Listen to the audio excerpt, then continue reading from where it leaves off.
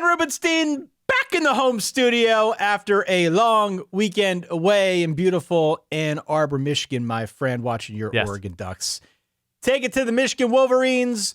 We had a weird setup in the hotel room to pull off something of a recap episode on Saturday night. But alas, as you can see from the background, for those of you watching the video, back where it all started, my friend. How goes it? It's very good, Ty. Life is very good. Not my first time, probably won't be my last time hauling production lights into a hotel room and getting a few looks in the lobby, like what's about to go down in room 231 tonight, as I'm looking around like, everything's cool, guys. This is just college football. And we're not talking ring lights. We're talking the big light with the umbrella, like full-on production lights that we use for what we do. Yeah. And a few kind of stray glances, like what's going on up in that room? Yeah. Like, are we going to be interviewing somebody on camera saying, you ever done something like this before? No? No? Oh, I mean, you're a natural. Yeah. That's the vibe that I picked up on from people's eyeballs looking at me hauling a light stand in a giant light dome in the Hilton Garden Detroit Marriott. Yeah. That's the life we lead. Hey, real quick, it'd be great if you could consider subscribing to the YouTube channel down below. It really helps us out. Definitely an active week with respect to rankings, which leads me to where we are right now with our Verbaler Top 12. Got a new one that is out there. Number 12, Boise State, cracking the top 12. Number 11, SMU. Welcome to the dance, my friends. Number 10, Notre Dame now firmly in our top 12. They hadn't been there before. Peeking back in. Tennessee at 9, BYU at 8. Penn State drops all the way down to number 7, but still very much in the thick of things here. Indiana all the way up to number 6, Dan Rubenstein. Ooh. Finally getting a little bit of love for the Hoosiers.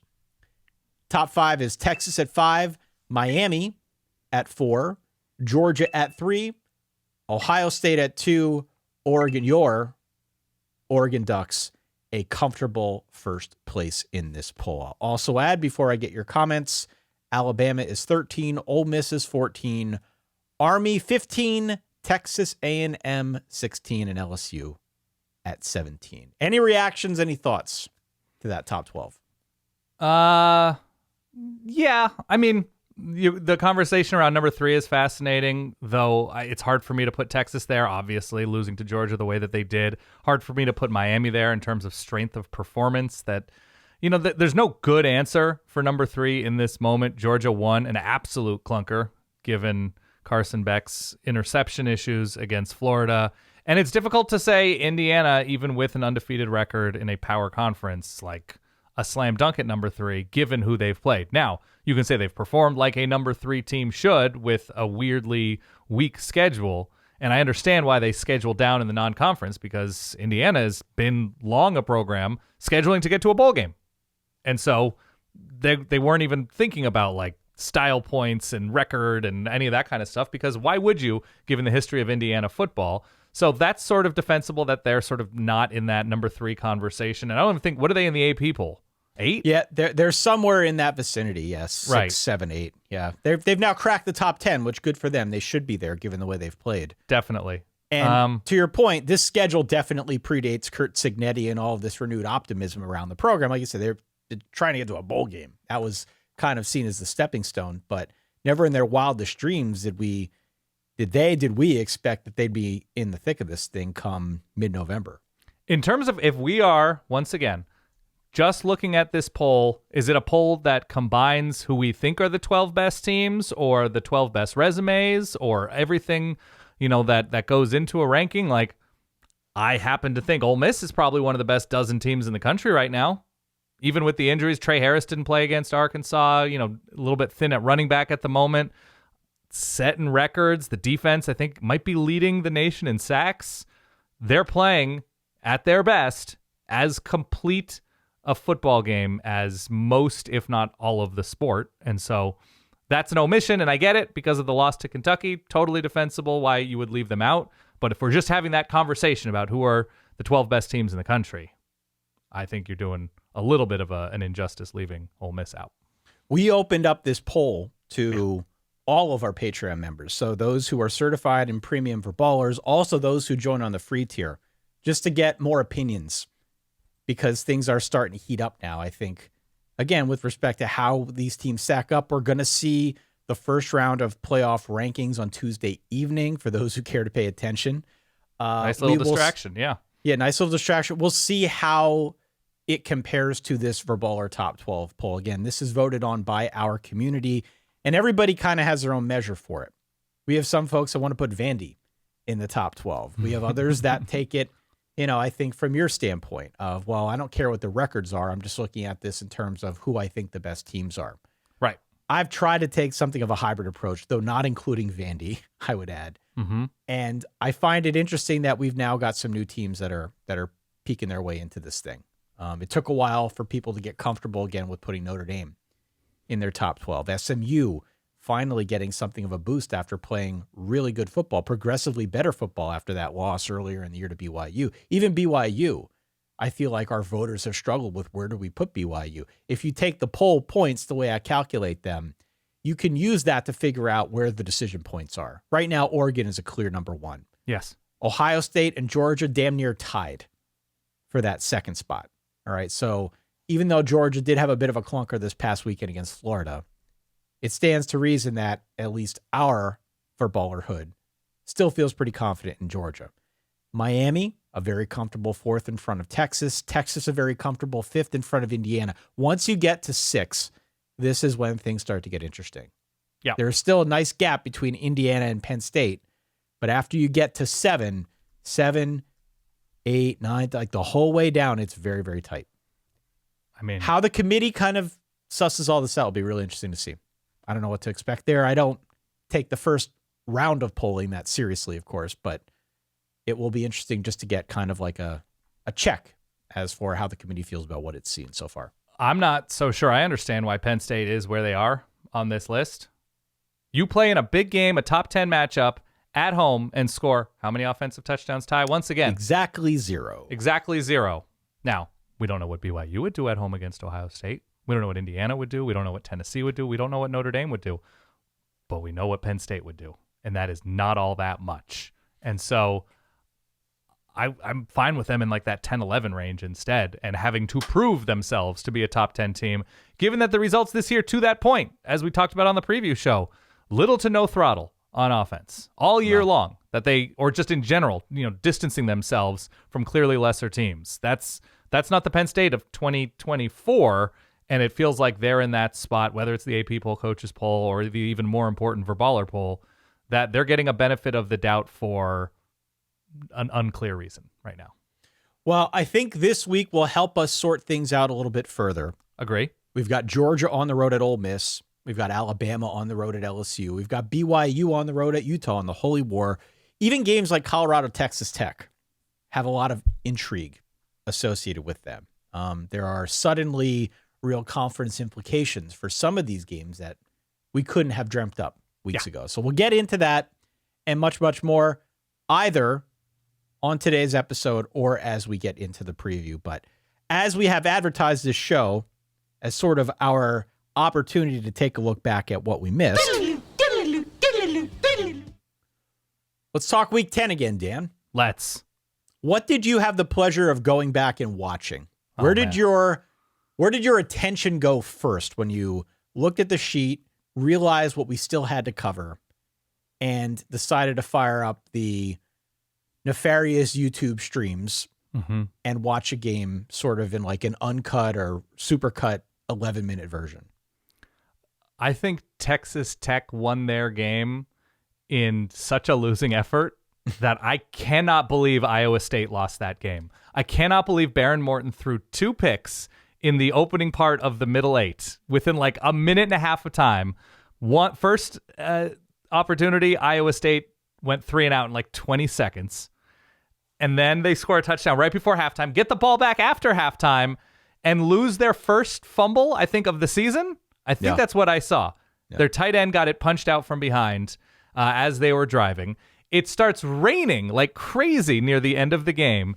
And somehow Texas Tech, it puts together like a 12-play, buck 42 long drive down the field in the rain, surviving a 3rd and 15, a 4th and 7, and are able to punch it in with, 20 seconds left, something like that, and somehow hold on to win that game.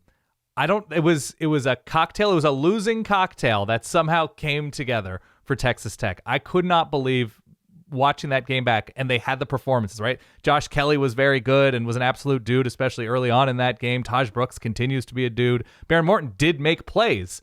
I just can't believe the stolen possessions and the freak fumble loss all added up to losing this game for Iowa State in the rain, right? It was going to be so difficult for Texas Tech to move the ball down the field against a quality Iowa State defense, and credit to Texas Tech, of course. Of course, credit to Texas Tech. Win your clunkers. Of course. Win is a win. I can't believe Iowa State lost this game.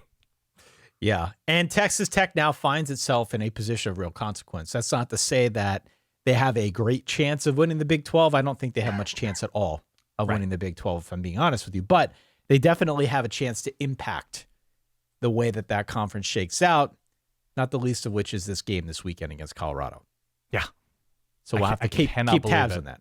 Yeah. I was curious what happened in that one. I put the call out on our Discord, and people were just like, Iowa State kept stalling out. They kept stalling out. They had some mistakes. It was totally sort of confounding that they would lose that game because it felt like they were good enough to win. But we know the way that sometimes these games go, especially in the Big 12. It was 22-17 Iowa State with 2 minutes left with I think a long field, right? 71-yard drive. So yeah, a not insignificant amount of yardage to cover in the rain. I can't believe I watched that game and I knew what had happened. It had happened 24 hours earlier, and I was like, I must have seen the results wrong here. This is an impossible game for Iowa State to lose. Yes, the offense was not on track at all, and they couldn't generate bigger plays consistently. The touchdown pass to Jaden Higgins, the lone touchdown pass, was great. But, man, whew. I first went to the South Carolina win over Texas A&M. Oh, yeah. You and I were watching this one a little bit in the car as we were stuck in Michigan Stadium traffic. Yeah. South Carolina ended up winning 44-20. That game was at home in Williams-Brice over Texas A&M. A&M was flying high, right? A&M was the only unbeaten team in the SEC. That obviously is no longer the case. I was really struck. First off, South Carolina came out like a ball on fire. Yes.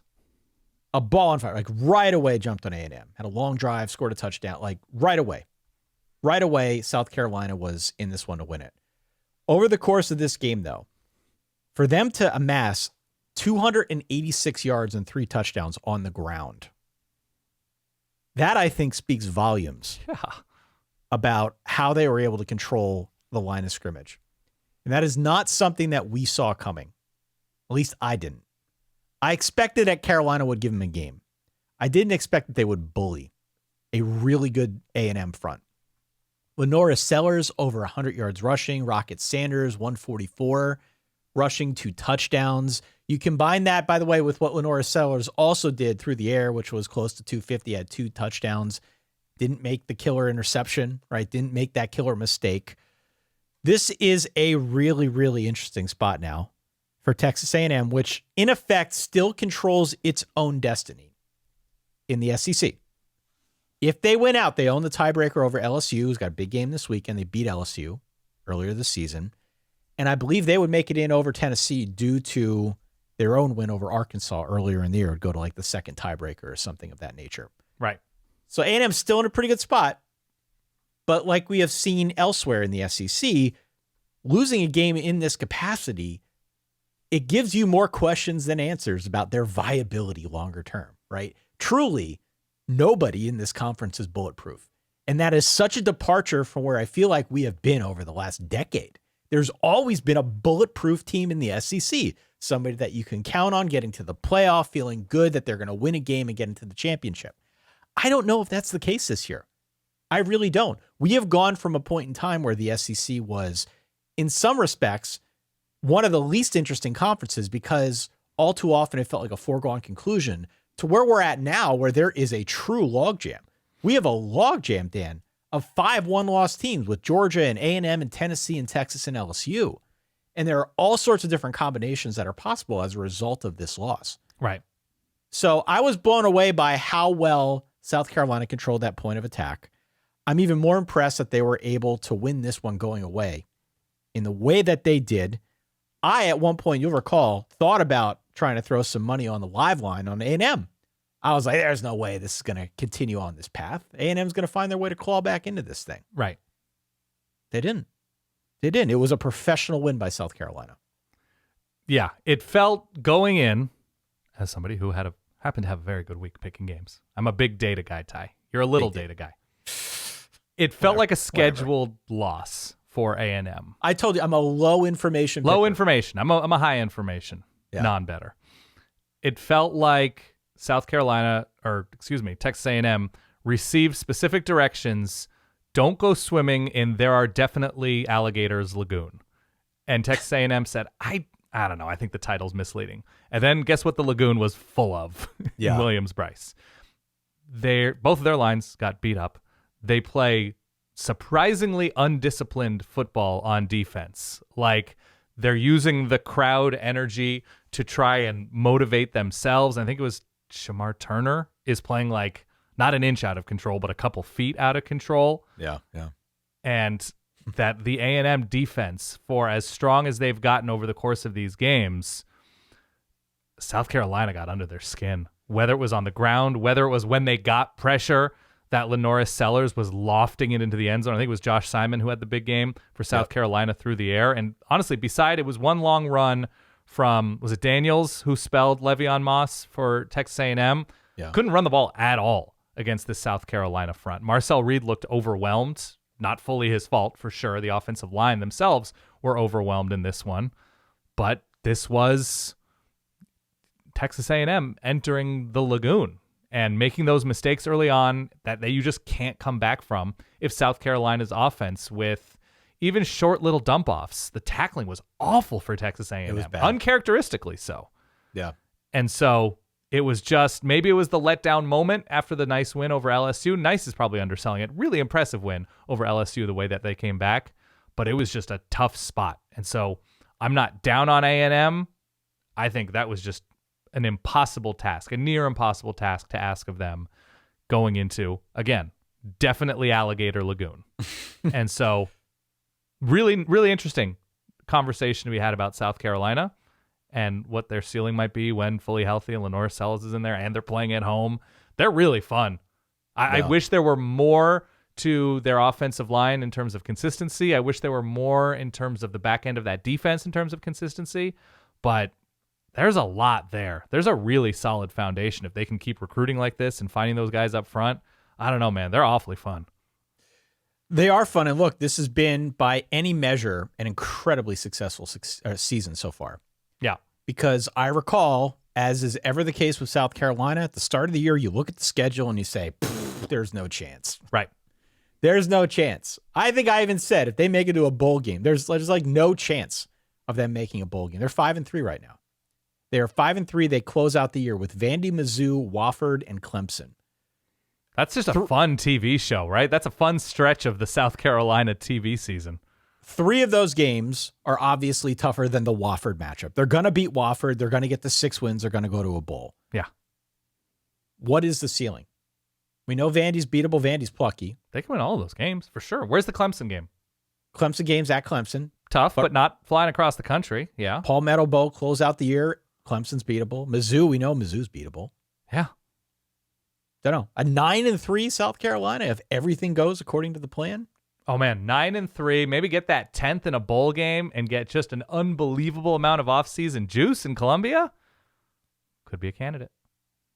Shane Beamer would have to fight off Oklahoma with a stick if that happened. Why go to Oklahoma?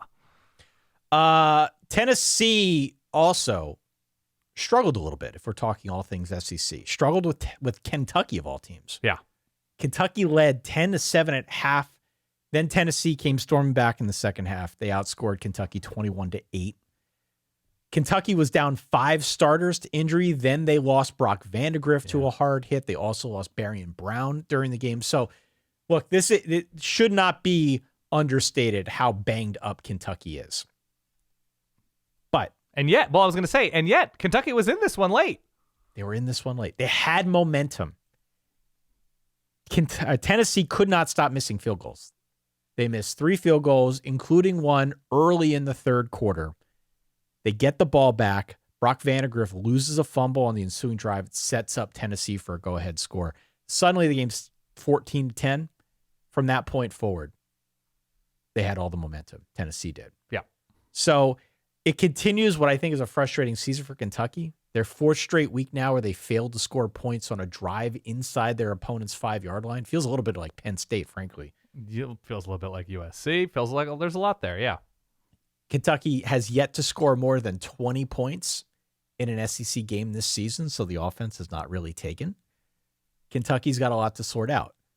On the Tennessee side, though, they close out with Georgia, with UTEP, and with Vandy. Some big games coming up. Definitely. Nico finally threw for more than 200 yards against an SEC opponent. But was not really like super decisive. Kentucky did a good job taking away the deep ball. Nico had a nice rapport with, was it Kitzelman, the tight end? Sure. He had a sensational game. Dylan Sansman was one who pretty much drove the train for Tennessee. I would say a continued apprehension from Nico at times that improvised well because he wasn't necessarily on time going through his progressions and hitting somebody in stride, and then the pass rush would collapse the pocket, but he would, scramble to pick up a 3rd and 3 first down or something. But there is not that, it doesn't seem that there's that comfort and confidence to just like hit a guy up the seam in rhythm right now. Credit Kentucky, of course, but I don't know. He's taking a tick too long still, and then rolling out, and then hoping to find somebody during a scramble drill a little bit too often.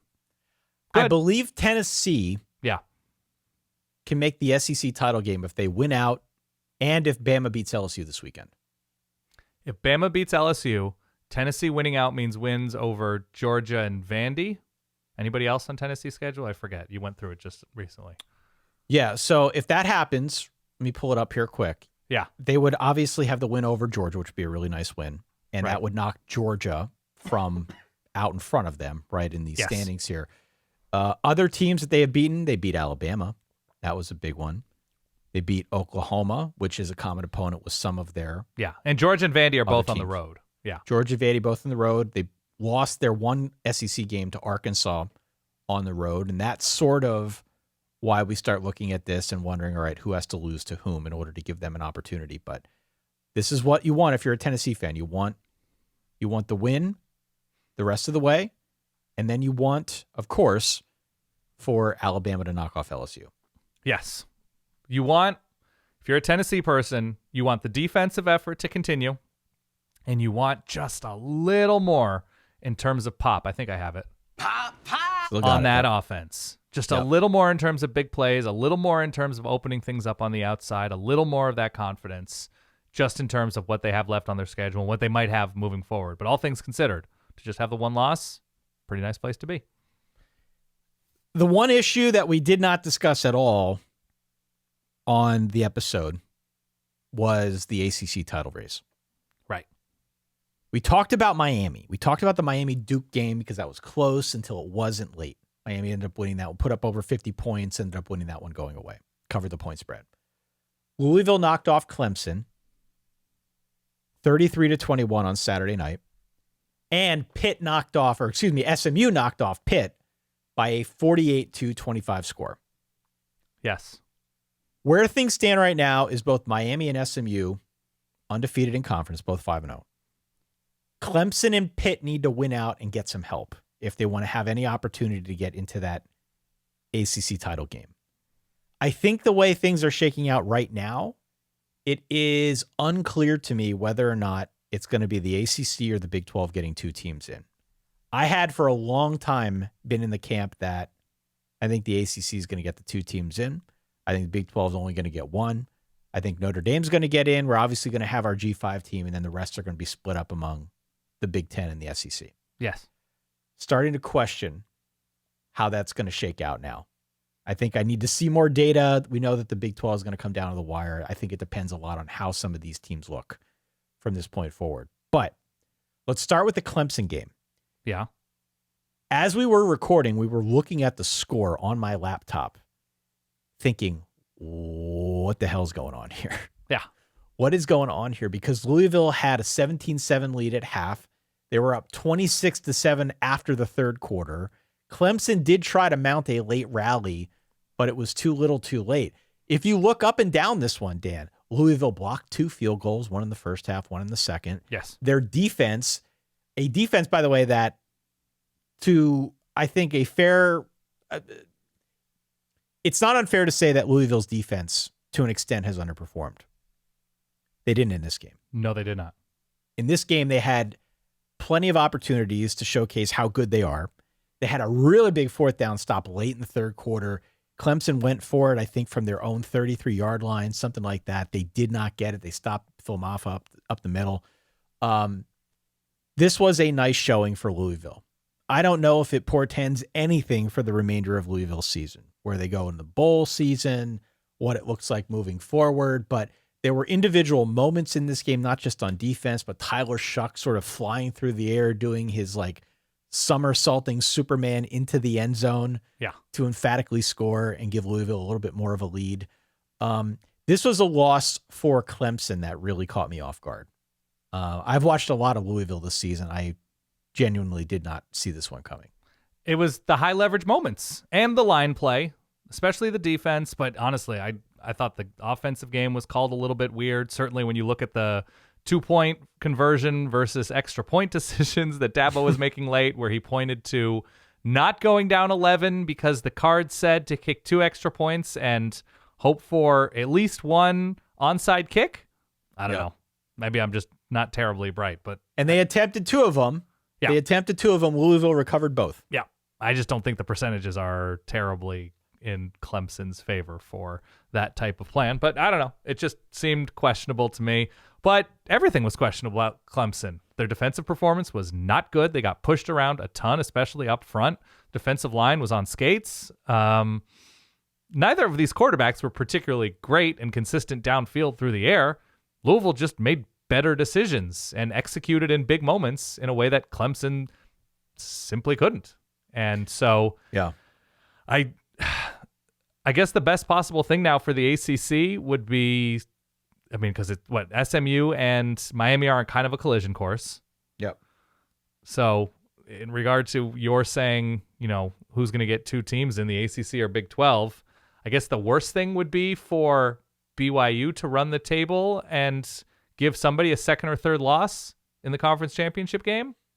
So you have one BYU team standing apart and then an easily dismissible second or third team, whatever, within the Big 12, whereas we could just have a conference undefeated SMU with a loss to BYU. So that's an interesting conversation to have down the line when there's a head-to-head with SMU and BYU if they're being pitted against each other in terms of playoff selection. And a Miami team that has been good but inconsistent and undefeated. Right. So Pitt certainly did not look to be of playoff caliber or of conference championship caliber given their performance against SMU, which we can get to. And we talked about the Miami game already, that they had, long dry spell, but did what very good teams do and pull it out and improve over the course of the game. I don't know if I want to see Clemson again in this ACC championship game. Well, I don't think you're gonna. I mean, Clemson would need to run the table. They would need some help to have any shot of getting into that title game. Yeah. Their ability to do so is limited because they close out with road games against Virginia Tech and Pitt, the Citadel, and then a non-conference game. Well, the Citadel's non-conference, but another non-conference game, the Palmetto Bowl, as we mentioned earlier, against South Carolina. There are just not enough teams above them in the standings on this schedule. So they're going to need help from the outside. They've got a big one against Pitt. That will be meaningful for both of those teams, I think, to decide, in effect, the third place finisher in the ACC regular season. But as things stand right now, with any kind of luck, right, if SMU find their way through this thing without hitting a snag, they're going to be unbeaten and they're going to be playing for the ACC title game. Now, between Miami and SMU, Miami definitely has more in their path that I think could trip them up. Yes. I think it looks pretty clear for SMU. This is one of the reasons why I like them to win the conference, or to at least be in contention to win the conference at the start of the year. The schedule sets up real nice. I think it's harder for Miami this point forward. Yeah. People who listen to this show know I'm on record saying that one of these games is going to jump up and bite them. It could be this week. Could be this week. We'll talk about that on Thursday. The other one, though, if we're talking about SMU, so it was Louisville 33, Clemson 21. SMU beat Pitt 48-25. They led 31-3 at half. They outscored Pitt 24-0 in the second quarter. Pitt was down 34-3 before they scored their first touchdown in this game, Dan. So this was a dominant effort from SMU. Of Pitt's 453 yards, they had 300 of them after half when they were already down 4 scores. This was a game where Pitt was uncharacteristically bad at tackling, at least in the early part of this game. Right. They had some early tackling mishaps that led to big plays for SMU. That is what I think sprung them and gave them that momentum. Also, speaking of professional wins, Kevin Jennings, bounce back effort, yeah? Absolutely bounce back effort. I mean, leaning Horrible on outing. Yes. Horrible outing a week ago.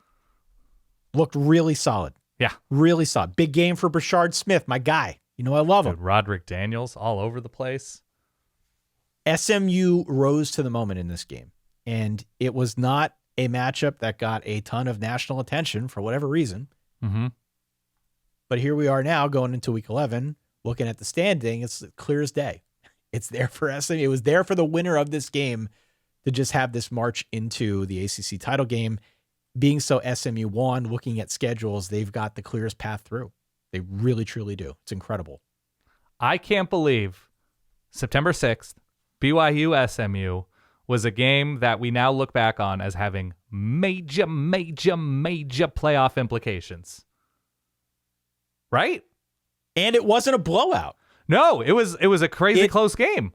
It leads us down a very, very uncomfortable path, frankly, where somebody in one of those post-ranking interviews on the Tuesday night rankings reveal shows is going to say at some point, quote, SMU gets the benefit of a close loss to BYU. I cannot express this enough. I thought BYU might win 4 games this year. Yeah. 4 games. I did not see this coming. So we're going to have that conversation. That game is extraordinarily meaningful. I wanted to write SMU off after they lost that game because they looked horrible, but we now have the benefit of hindsight. And we're talking about 2 teams who are brand new to Power Conference football, now having a result in which there are major implications, and SMU playing forever in the American and BYU most recently as an independent, but certainly you look back at some of those West Coast conferences they were in. Wild. That is a big success story of realignment in terms of programs who have invested and have been patient and have hired well, especially in terms of where SMU is with, going coach over coach over coach for so long. That Rhett Lashley and making the move from Preston Stone to Kevin Jennings has paid off in a big way. It's crazy impressive that these 2 teams are in this spot. And I'm eating crow. I was making fun of you for your SMU talk preseason. You were. Listen. Hand up. We all have our That's on me. stories here. Yeah. We all have stories. There were ones that I was way off on too. So Yeah. I don't hold it against you. I love you like a brother. You Thank know this. you so much, Ty. A couple other games here that we did not get to discuss in any great level of detail. You and I watched the end of this Washington USC game. And to peel back the curtain a little bit, Yeah, what did I tell you? you foretold what was going to happen in this game. I mean, the universe foretold it. Yeah. The universe foretold. Yeah. But you were watching this game. There were about 5 minutes left, and you pretty much said it to a T. USC is going to have the ball late. They're going to have an opportunity to score. They're going to have an opportunity to win, and they're going to find some way to blow it. Yeah. Sort of happened to him again, didn't it? Yeah, of course it did. This is USC on the road. This is USC with Miller Moss making some absolutely sensational throws. This is USC leaning on the run game super effectively down the stretch. It is a Washington team who was able to play good enough defense. I think it was Carson Bruner who came up with the big pick when it seemed, I think USC was up 21-20 at the time and driving, and Washington was able to completely silence that drive and take away any sort of momentum. And then the goal line stand. I think it was run, pass, run on 4th and goal from the 1 for a loss. And then more Lincoln Riley saying, you can just see how close we are. Anybody who's watching knows how close we are. Losing late always is not close. It becomes a certainty at a certain point if you're in a position to win a game on the road late, always, and are always losing. And I think I saw some stat that Eric Gentry is still leading the team in sacks, and he hasn't played in 5 weeks. That they just don't get to the quarterback. That, no, I don't think. Come on. I don't think. Again, this is me paraphrasing. I don't believe a defensive lineman has a sack for USC this season. I think they've all come from linebackers or DBs. It's either this season or in Big Ten play or something. So as far as the defense has come in terms of tackling, in terms of getting off the field, this defensive line is very limited in terms of tangible pressure and results and improvement. It's wild that this USC team just does not get home ever. Where do they go from here? Don't know, man. Like, what is the grand plan? If you're Lincoln Riley and you have to give a PowerPoint at the end of the year to your boss and outline what the philosophy is, what the strategy is for getting this team to the next level. Right. We've already seen them try to do it on the back of incredible individual efforts, i.e. Caleb Williams. Mm-hmm. And certainly they have had talented skill position players at USC the last couple of years. That's not anything new for SC. Right. It does feel like the defense is improved this season. They're better, if nothing more, at tackling. But it still feels like they are a few ticks short of where they want to be. Yes. Is it a Miller Moss thing? Is it a play calling thing? Is it a Lincoln Riley thing? Is it too complicated to pin on just one thing? What should the strategy be? Where is it falling short?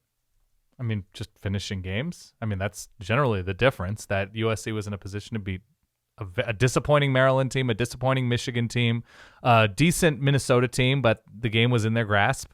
And now a 4-4 Washington team. It's away from home, but it's high leverage moments. It's having a plan. It seems like it might be whatever it is that they are or aren't practicing in practice and just being ready to be on the same page for these big moments. I don't know. Sometimes those excellent teams, you watch them and you're like, this is second nature, right? They've practiced this so much that they can't screw it up. And USC, it was receivers getting open. It was pass protection. It was Miller Moss not being able to pull the trigger late on that I think it was 4th and 4. Yeah. Deep in Washington territory. They're just, for whatever reason, they're not ready to succeed late, ever. I'm curious to get your read on who impressed you this weekend. Not so much from any of the games that we have discussed here over the last half hour or so. Maybe going back to some of the games we talked about on Saturday. I have 3 in particular that I want to call out. The first is Arizona State. Yes. Shout out Jonathan Pope, who sent us a tweet asking, when are you guys going to talk about Arizona State? It's not lost to me now that we now have dueling Big 12 Popes, Jonathan and Peter. Oh, I was hoping this was going to be like your psych. Like, psych, we're still not going to talk about ASU. And set up a nice little tease there. Continue. I feel compelled to talk about ASU because I was so high on Oklahoma State. Yeah. So this conversation is half, what the hell's going on with Oklahoma State? And half, how about Arizona State? Pick Arizona 16? State is now bowl eligible. They are bowl eligible. They are 6-2. They held the ball for damn near 40 minutes. They held Oklahoma State to 270 yards, including just 25 from Ollie Gordon. This was a really nice... Cam Scatabo? Come on, man. Scatabo, yeah. What are we talking about here? I got Scat on the old dude alerts on the list. I had to put him on the list. A great effort on the ground and through the air. He is powering this team. I like Sam Levitt. I don't know. I like Kenny Dillingham. Seems like he'd be a fun dude to have a drink with, you know? Is he old enough? Probably not. I think I saw he was the first coach born in the 90s to take a team to bowl eligibility ever. ASU closes out with UCF on the road at K-State, home against BYU, and on the road at Arizona. Here's what's interesting about that slate. Mm-hmm. No idea what to expect from UCF at this point. No. It's a winnable game. It's at home. On the road at K-State. K-State's Difficult. beatable. I would still see difficult. Gettable, maybe. That was a tough spot against Houston, but yes. BYU. Not impossible. Tough. BYU, not impossible. Tough, No. but not impossible. Arizona, they're going to beat Arizona. Arizona's a mess right now. Yeah. What's interesting about that slate, though, even if they're not going 10-2, maybe the most consequential November in the Big 12 because they've got both K-State and BYU remaining. Yeah.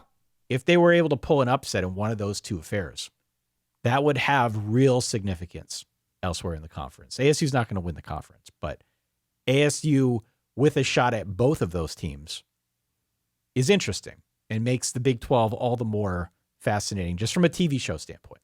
So I am impressed in the manner in which they won this game, 42-21. This was a bludgeoning. Good for them. Let's be clear though. Their schedule leaves a lot to be desired in terms of how we evaluate their quality. Agreed. Same with Indiana, same with a number of these teams. ASU is not different in this regard. But also, if they're a quality team, they'll draft off of the opportunity truck. And you have a collapsing Utah, you have a collapsing Kansas, a collapsing Oklahoma State. Can't lose to them. And quality teams don't. ASU didn't.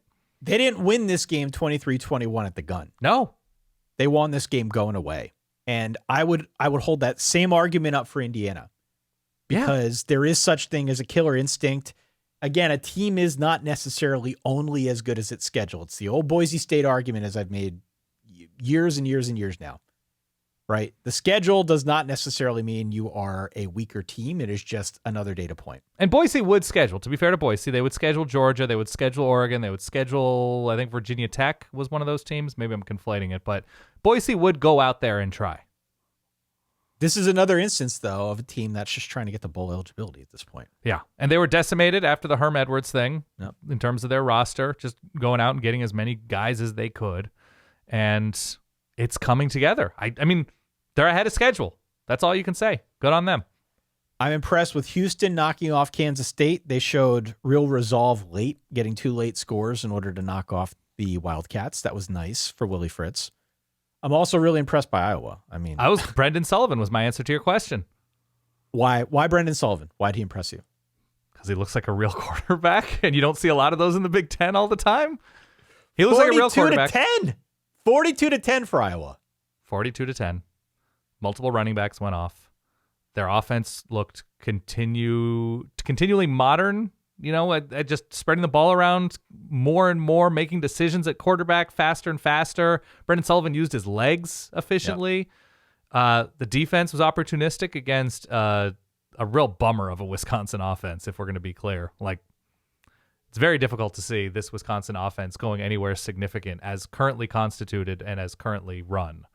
It's such a disappointment and disjointed Wisconsin offense. It's difficult to squint and see what they're going for the next year or two. Yeah. And so Iowa did what, again, any quality to very good team should do against a Wisconsin team like this. Went straight at them. They were varied. They finished drives, and they left no doubt. Any other teams, any other games that you want to discuss here? We've got dude alerts. We've got your reverbs from week 10 that we still need to get to. I can give you a brief outline of what's to come in week 11. Kind of a weird week, but a fun week, I think, in front of us here as we get into Saturday. But anything else, Dan? Any other points that you need to bring up? I don't think so. It makes me look forward to what's next week? Week 11 even more. I still want to go back and watch a couple more games that I missed out on before the preview show this week. But no, I think that's just about it. I mean, I sort of underlined Ole Miss's performance against Arkansas as being of top 10, 12 quality nationally. And who knows, the way it shakes out with the end of the SEC schedule. Yeah. Weirder things have happened, even though you've claimed Ole Miss is donezo. Well, they're donezo with respect to the SEC. Okay. They're not winning the SEC. They get a win over Georgia, they're back in the playoff conversation. Yeah. They have to be. They have to be back in that playoff conversation. Right. But they got to beat Georgia. That's the thing. You can't lose again and still be in this thing. They have 3 losses at this point. And I am very skeptical that this is the year. I feel like we say this is the year every year for Ole Miss. And so as I look at that matchup, not to give the game away too much, there are real issues I have with their ability to go toe-to-toe with Georgia. I mean, they have a pass rush, and Carson Beck gets very sloppy and unhappy and skittish with the pass rush. He did against Florida. And it's Georgia's second straight game away from home. I get it.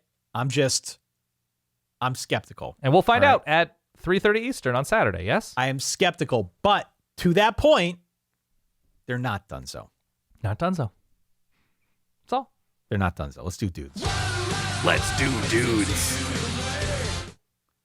I've got Jacob Rodriguez from Texas Tech, Dan. 13 tackles, 9 solo, 2 pass breakups, 2 sacks, 2 tackles for loss. Big day for Jacob.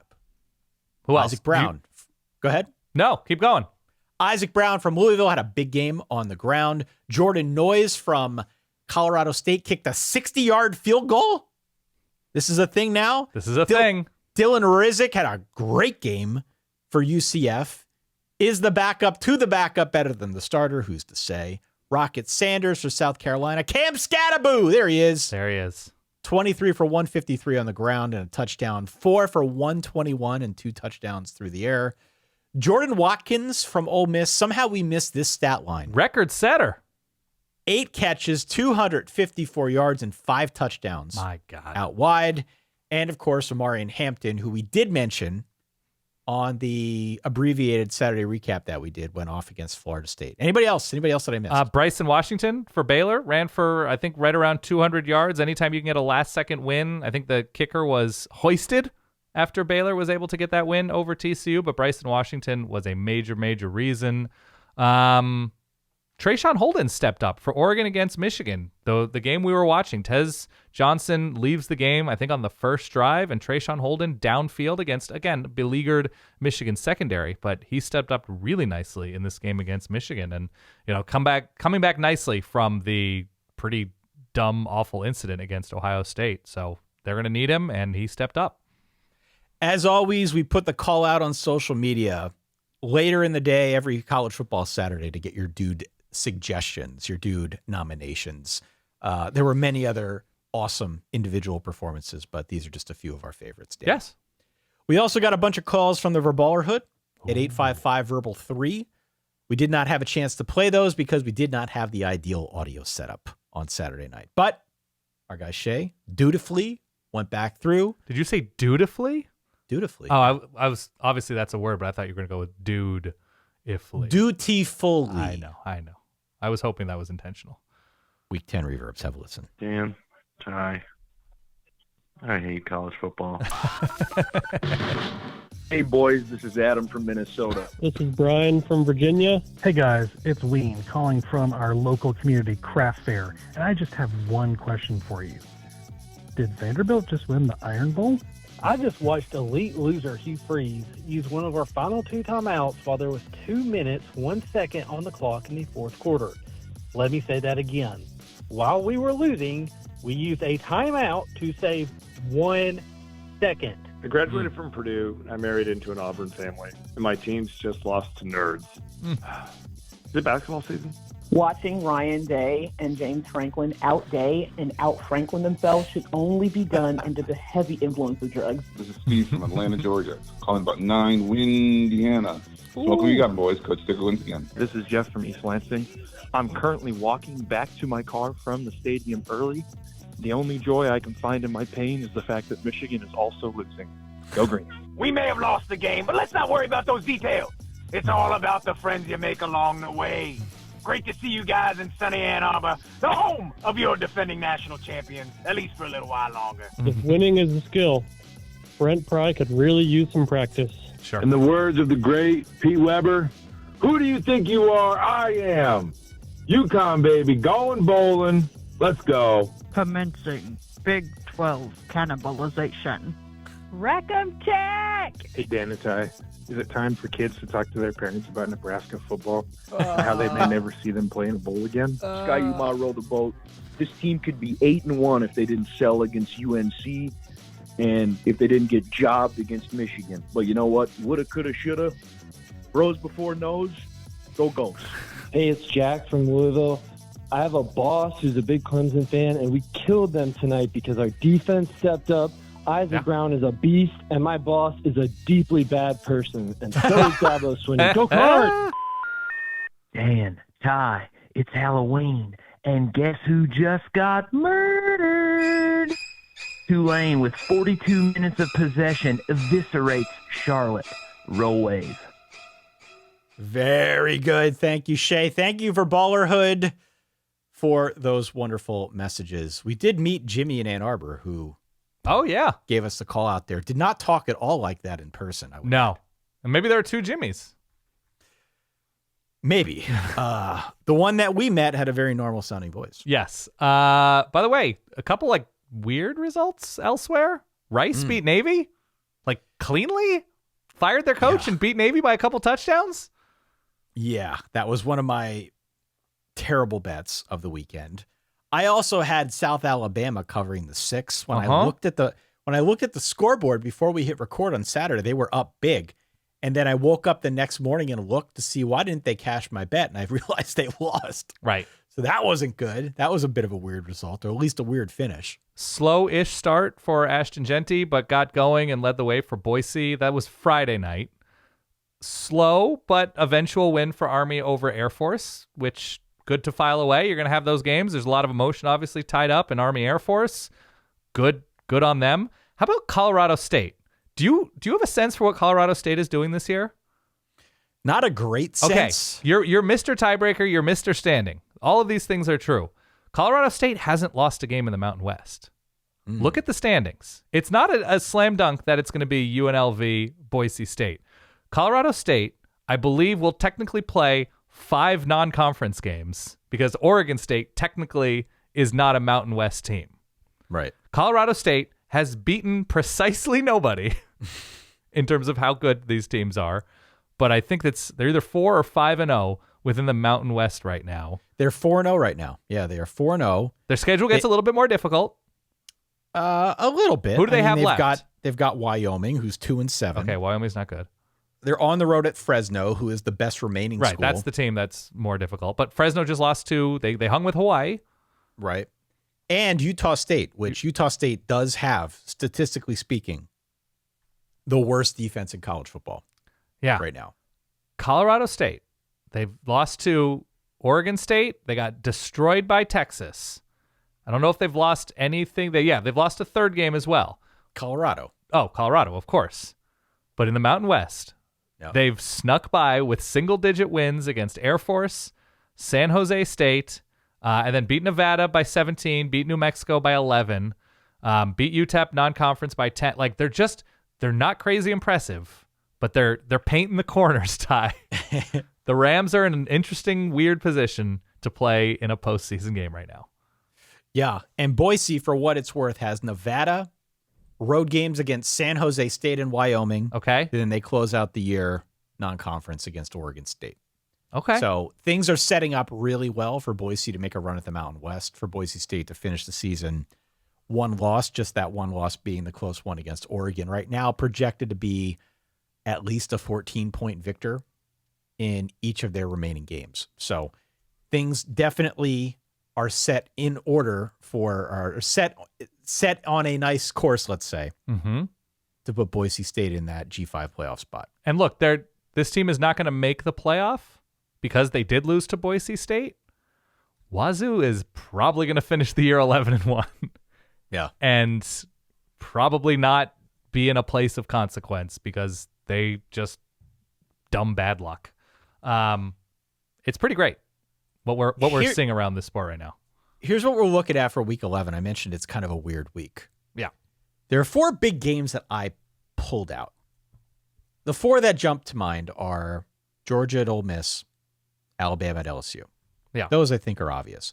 I mentioned earlier BYU at Utah, obviously the Holy War. There's a lot riding on that for BYU. Also, Colorado at Texas Tech suddenly has a lot more meaning attached to it because Colorado's there. Colorado's got 1 loss in the Big 12, and if things break accordingly, they could find themselves playing for the conference. Those are, I think, the most significant with respect to standings. Yeah. in the immediate future. But there are a bunch of other interesting games. Florida at Texas. Interesting. Not anymore-ish because of DJ Lagway, but yeah. Least interesting. Hypothetically, yeah. Two big brands. Miami -11 at Georgia Tech. Is this one of those games where Miami trips up? West Virginia at Cincinnati. Cincy, a 4-point home favorite. We got Clemson at Virginia Tech. We've got Michigan at Indiana. Indiana favored by 14 points against Michigan. I saw that. Big number. Yeah. Iowa State at Kansas. This was not a game that I really pulled out thinking it was going to be all that competitive given the way Kansas started the season, but Kansas is slowly kind of like a nuisance. Yeah. Iowa State on the road, who knows? South Carolina at Vandy. Suddenly a very interesting matchup. One that I think has real consequence for the aforementioned SEC tiebreaker. What about who wins that game? What about Mississippi State, Tennessee in a letdown look ahead spot? Mississippi State, Tennessee? Yeah. Also got Florida State, Notre Dame, Washington at Penn State. This is the proper whiteout game, I guess. 8 o'clock on Peacock. Maryland at your Oregon Ducks. UCF at Arizona State. Let's keep the train rolling here with Arizona State, baby. Can't wait. Bunch of really interesting matchups this week. Hope to have you there with us on Thursday when we preview all of the games. Make sure you hit follow or subscribe. Also check out, of course, Verballer.com. That's where you can go to get in on the action, not just a vote in the Verballer Top 12 poll every week, but take part in our the Run the Board game, where we pick, last week I think we picked 16 games against the spread. This week we want to have 16 games. We're going to introduce some player props as well, but if you are looking to play for fabulous prizes, we introduce a new one every week. So go to Verballers.com or playruntheboard.com for a little bit more information on that. I agree. By the way, just to file away, Ty, because we do this generally on the Tuesday show with the in-week games. Yeah. The return of Tuesday, Wednesday action. Yes? Yes. We have Iowa traveling to L.A. to play UCLA Friday night, 8 p.m., 8 p.m. Central, 9 p.m. Eastern, and my math tells me 6 p.m. local. And I'm going to tell you something. If you're thinking that, even if UCLA is having kind of a resurgent season, wins over Nebraska and Rutgers, if you think anybody is getting to Pasadena on a Friday night at 6 p.m., you are out of your mind. It's going to be a very strange-looking Rose Bowl for Iowa UCLA. Rice Memphis all of a sudden has a little bit of juice. I don't know. Memphis lost to UTSA. Cal Wake Forest, they're both 4-4. Maybe that gets a little bit weird. App State Coastal 4-4. And even like the MAC games right now, everybody's like kind of evenly matched up. It should be a nice, hopefully, week of distraction for everybody with college football. Yeah, let's take it. Yeah. Let's leave it there, Dan. Thank you, one. Thank you all for your patience. You know, it took us a little bit more elbow grease to get all of these recaps out there to talk through what transpired in week 10. Next episode, we start looking forward into week 11. These last couple weeks are going to be nuts. So buckle up. Get ready for what amounts to a great close of the season. We'll be back on Thursday. We're not just going to preview games. We'll react to the playoff rankings. We'll do the whole thing. For that guy over there, my good friend Dan Rubenstein. For myself, Ty Hildebrand, thanks again for downloading, listening, supporting. We'll talk to y'all soon. Stay solid. Peace.